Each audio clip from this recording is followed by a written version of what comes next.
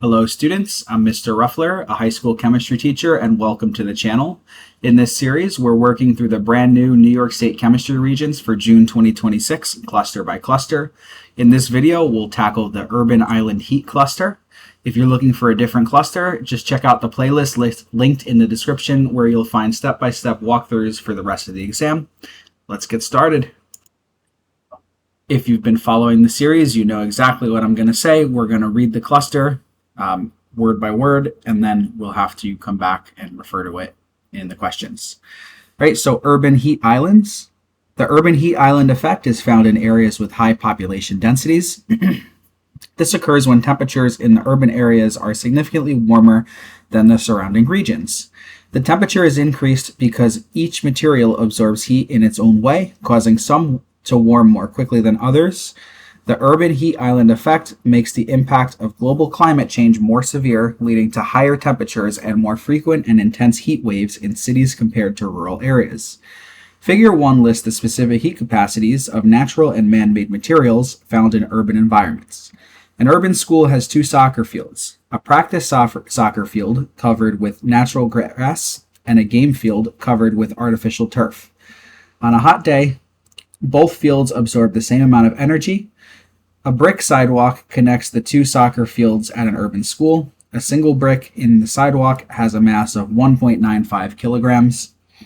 And then it gives you a figure with a bunch of specific heat capacities.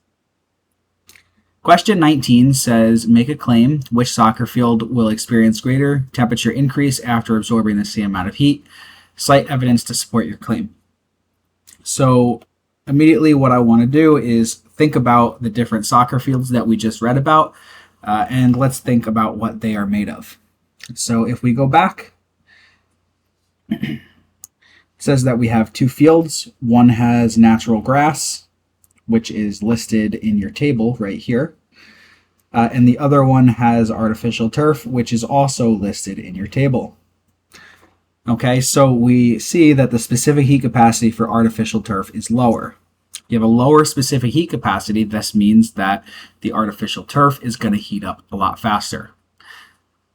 This test is difficult because, all the test-taking strategies that we've taught in the past years kind of go out the window.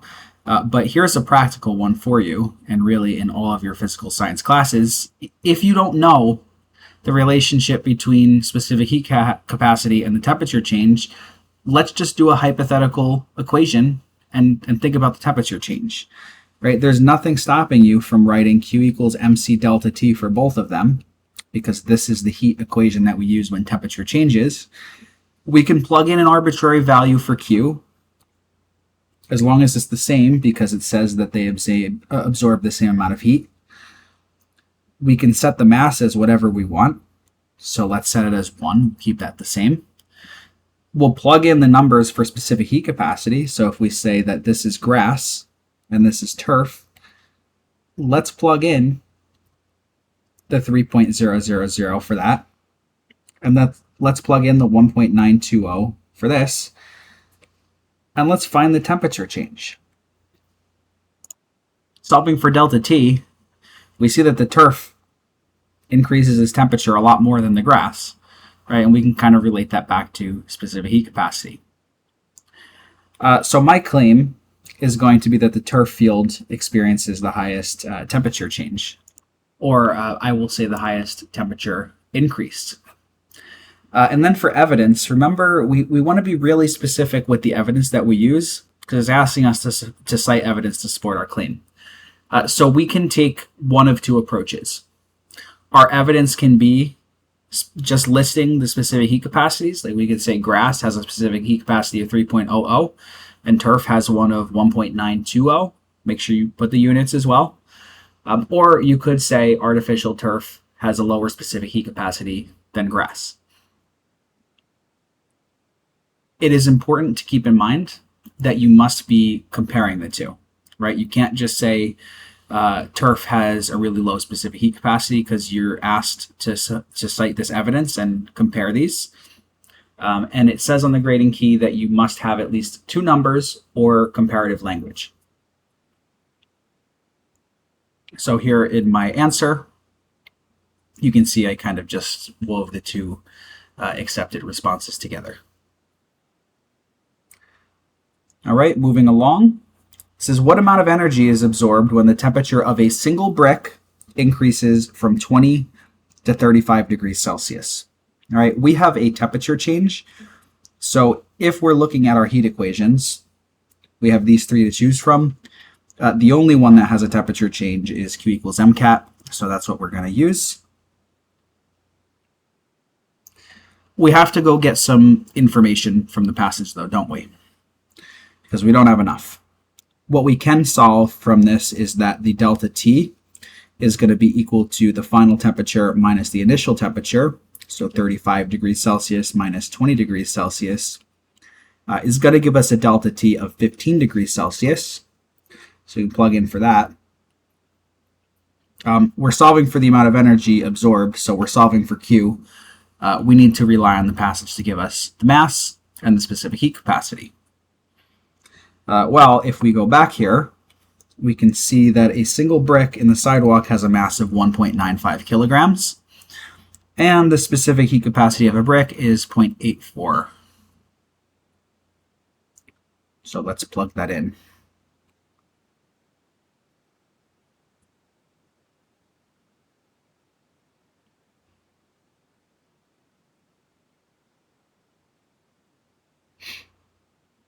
Are we good? Well, maybe you caught the next trick. This is giving us our mass in kilograms. So no, we are not good.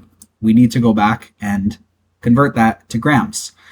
The reason we need to convert this to grams is because our specific heat capacity, our specific heat capacity is in joules per gram times degrees Celsius. This was a tricky question, guys, because if this is a gram, this is not going to cancel out with a kilogram, because ultimately we want to get to joules, and I'll show you how we do that with the units. But we need to convert this to grams, so we're going to multiply it by 1,000 to get 1950 grams. Okay, so solving for Q, that should give us 2.5 times 10 to the fourth joules. Okay, I said we were going to look at the units, so let's look at them. We have a gram, which is really over 1, times a joule over a gram times degrees Celsius times degrees Celsius, and that is just over 1. So if we look at how the units cancel out, the gram is going to cancel out with the gram. The degrees Celsius is going to cancel out with the degrees Celsius, and that's going to just leave us with the joule, which is what we want. So that is why we need to convert the unit. All right, moving along. Another factor in urban heat islands is the amount of solar radiation that a material reflects. As reflectivity increases, less heat is absorbed by the material. Figure 2 shows the approximate reflectivity of several materials. The sun emits ultraviolet, visible, and near-infrared radiation. Our atmosphere absorbs most of the ultraviolet radiation before this radiation reaches the Earth's surface, but visible light and near-infrared radiation do not reach the ground. Plants reflect most of the near-infrared radiation and absorb visible light, but the absorbed radiation is not converted to heat within the plant.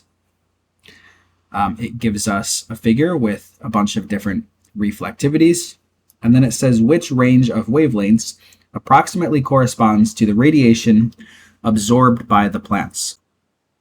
So going back into the passage states that plants reflect most near the infrared radiation, but they absorb visible light.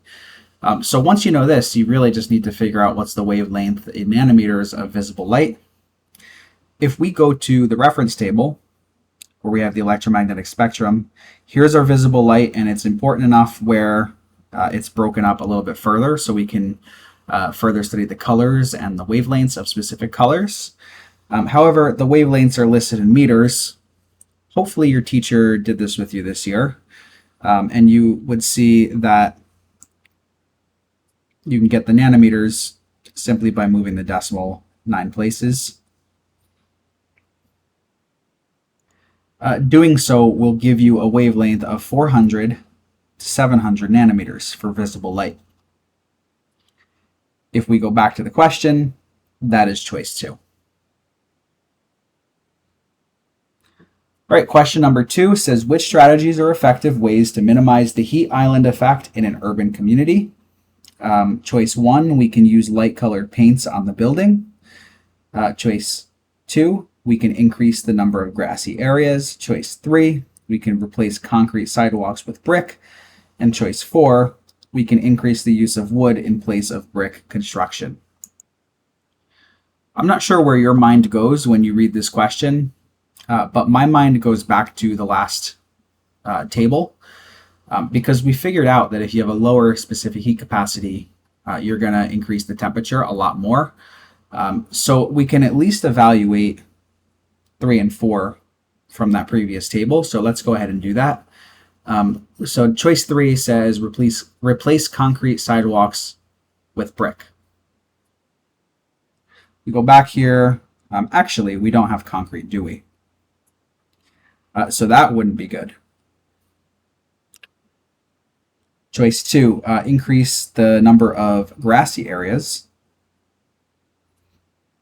Well, if we're thinking grass compared to asphalt, well, grass does have a higher specific heat capacity. So in that case, grass would help to reduce the amount of heat because the temperature is not going to rise as much. So number 2 is good. We could increase the use of wood in place of brick construction. If we're comparing wood, specific heat capacity varies. For brick, it's 0.84. Even the 0.84, it's lower than the lower end of wood. So using wood in place of brick would also decrease the temperature change.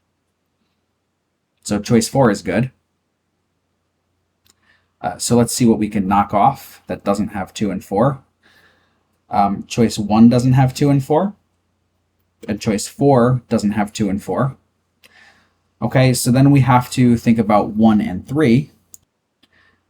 If we look at choice 1 that says use light-colored paints on buildings, going back into the passage, what it says is that as reflectivity increases, less heat is absorbed by the material. So let's compare the reflectivity. If light paint has a higher reflectivity, then that would absorb less heat. So white paint is a reflectivity of 75 to 85. Black is a reflectivity of 5%, meaning the black is going to absorb more heat. So that would mean that choice 1 is also good. The light colored paint is going to reflect more heat. So we found our answer, didn't we? It's 1, 2, and 4. It's going to be choice 3. Let's think about why choice 3 is wrong. So replacing concrete sidewalks with brick, if we look at concrete and brick, brick has a lower reflectivity. So if the reflectivity is lower,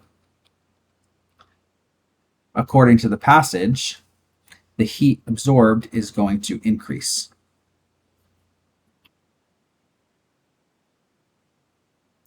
So that's it for this cluster. If you found this helpful, be sure to like the video and subscribe for more walkthroughs. When you're ready, you could look in the description and access the playlist for the rest of the cluster reviews for this Regents. Happy studying.